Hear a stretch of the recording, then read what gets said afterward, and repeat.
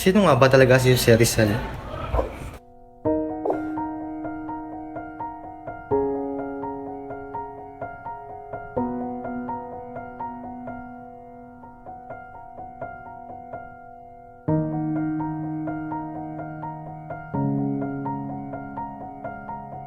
Upang maunawaan natin ang kasalukuyan, kailangan nating balikan ang nakaraan.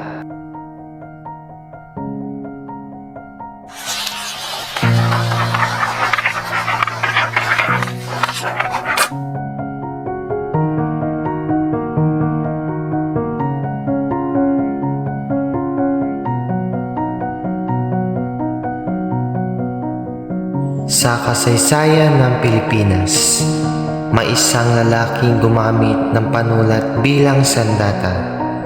Hindi siya mandirigma sa digmaan, ngunit ang kanyang mga salita ay nagmulat sa isang buong bayan. Ang kanyang pangalan ay Jose Rizal.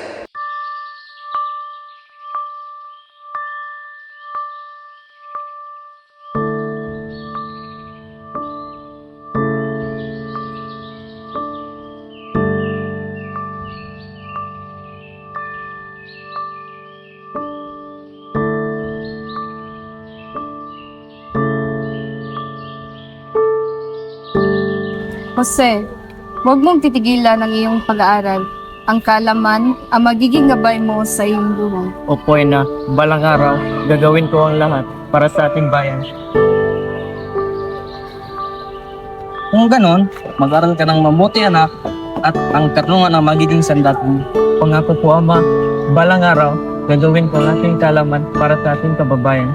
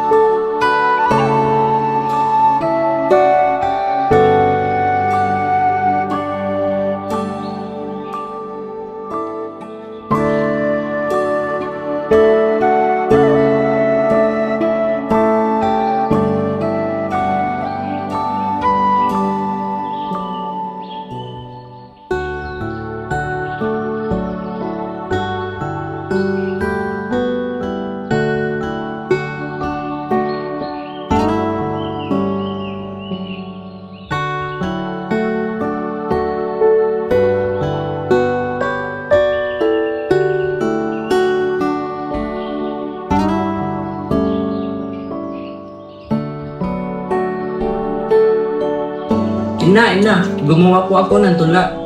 Sige, masahin mo anak. At ako ay hanggang kikinig sa'yo. Ang bayan ko'y payapa, ngunit may sugat sa ilalim. Isang araw, ang liwanag ay muli sisikat sa dilim.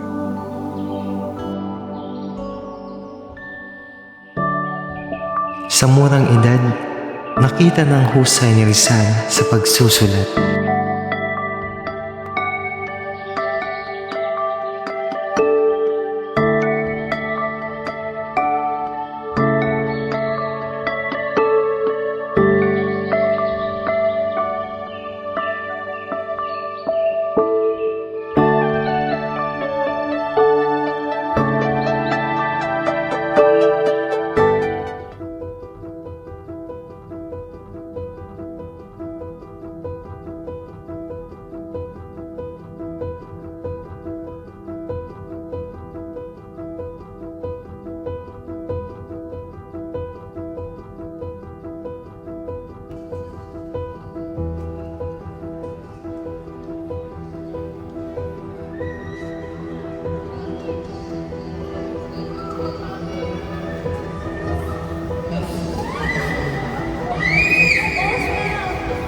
Ama, bakit la inaapi ang ating mga kababayan?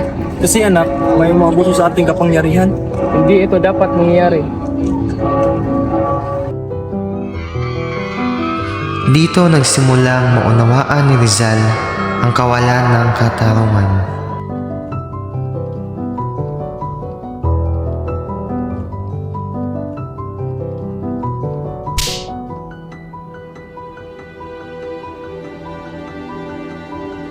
Wag po! Maawa ka! Maawa ka! Wala gagalaw! Wag! Wag!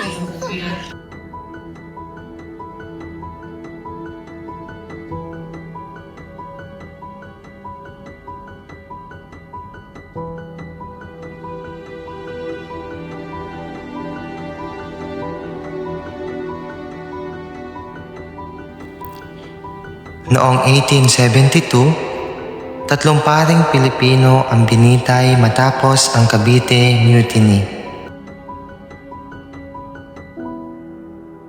Lis! Lis! Huwag kang magalaw!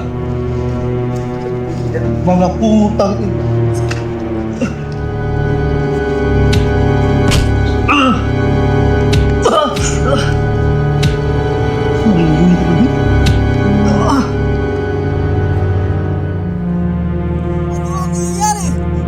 Hindi ko naunawaan!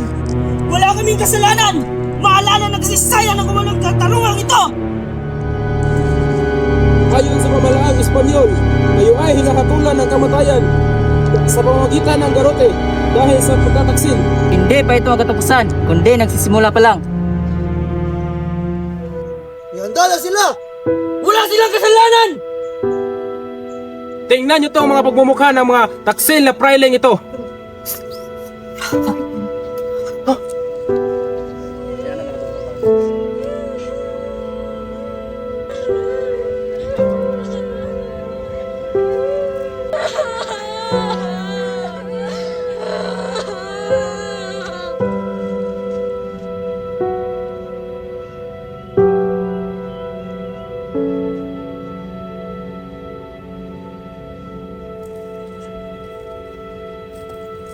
Ama, anak, bakit na pinapatay ang mga pari? Kasi anak, minsan ang kapangyarihan ay pinatahimik ang katotohanan. Ang pangyayaring ito ang nag-iwan ng malalim na marka sa puso ng batang Rizal. Hindi ko po ito makakalimutan, Ama.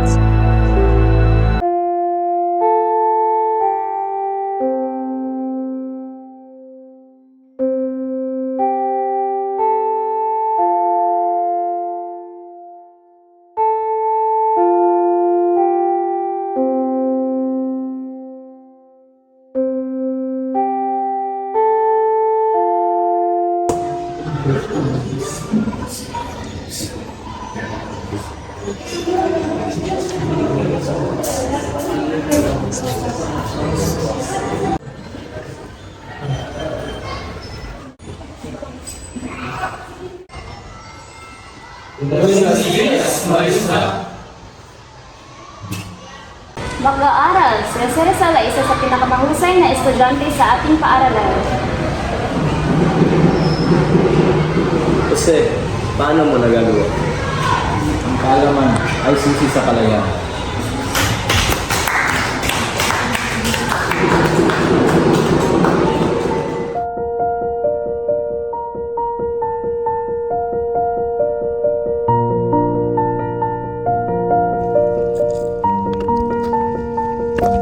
Rizal, sigurado ka na ba sa pangalaman? Malayo ang Europa. Oo, kailangan ko mag-aral at matuto pa upang makatulong sa ating bayan. Hindi ba delikado? Mas delikado ang manahimik sa kawalang katarungan. Sige.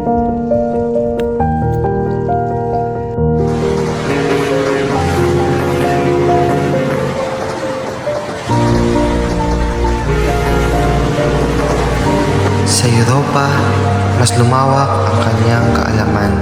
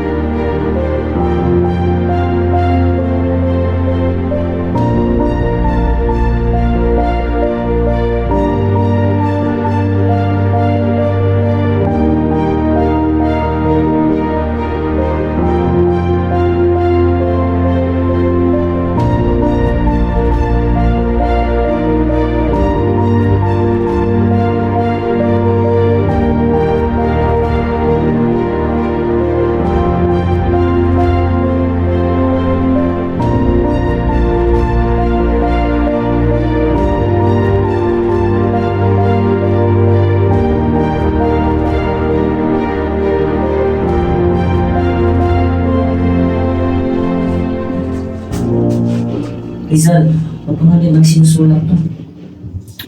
Kung hindi natin isusulat ang katotohanan, sino magsasalita para sa bayan?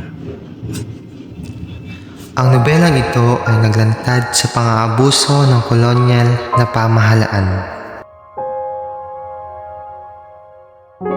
Iniaalay ko ang aklat na ito sa alaala ni Gomez, Burgos at Zamora.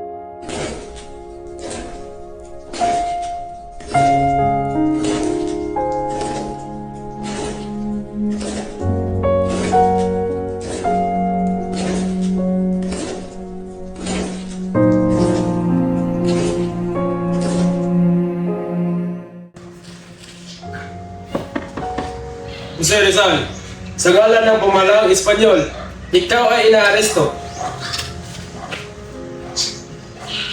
Ano ang aking kasalanan? Ikaw ay naaksahan ng sinisyon, rebelyon at pagpapalaganap ng mga ideyang laban sa Espanya.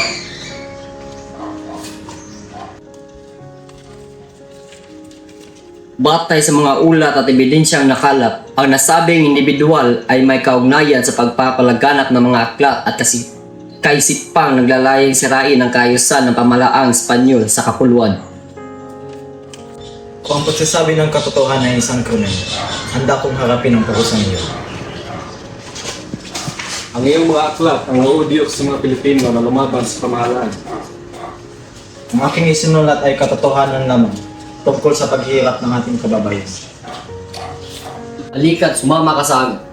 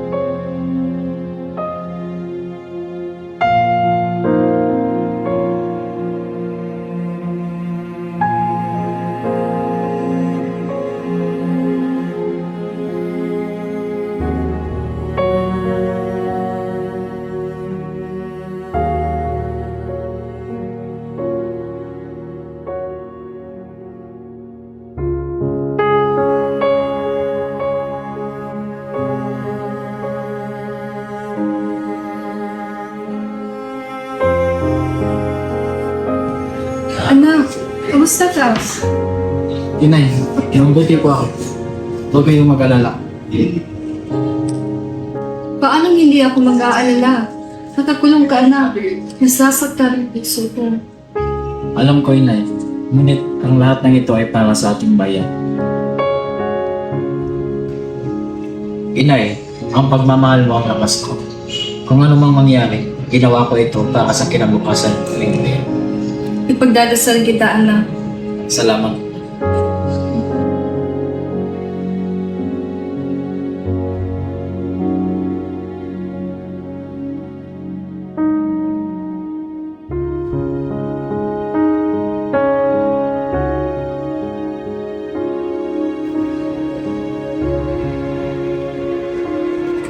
Kung ang aking kamatayan ay magbibigay liwanag sa bayan, handa akong ialay ang aking buhay.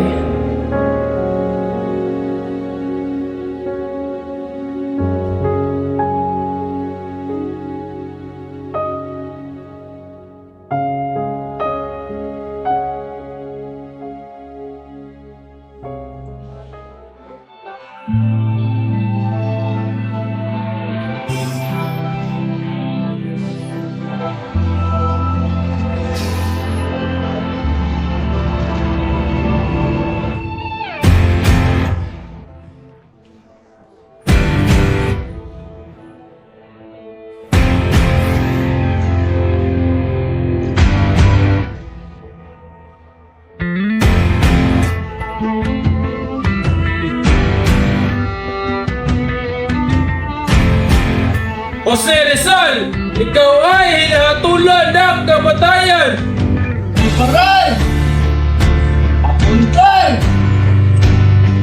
Consumatum is Fuego! Akala nyo ba ang kapangyarihan ay nasa inyo? Sino ba kayo? Magwawagi ang katotohanan, ang kadiliman ay ibabagsak. Nagsisilbi ka dapat, nagsisilbi ka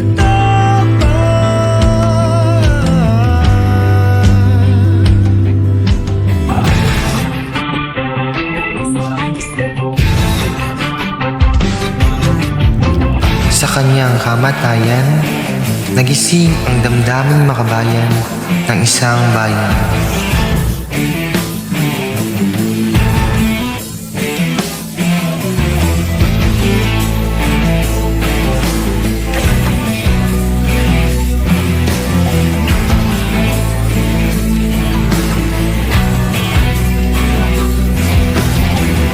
Ang kanyang panulat ay patuloy na nagbibigay inspirasyon sa bawat Pilipino.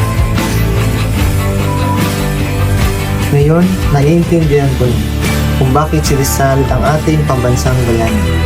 Nang dahil sa kanyang tapang at panulat, natutunan natin mahalin ang ating bayan.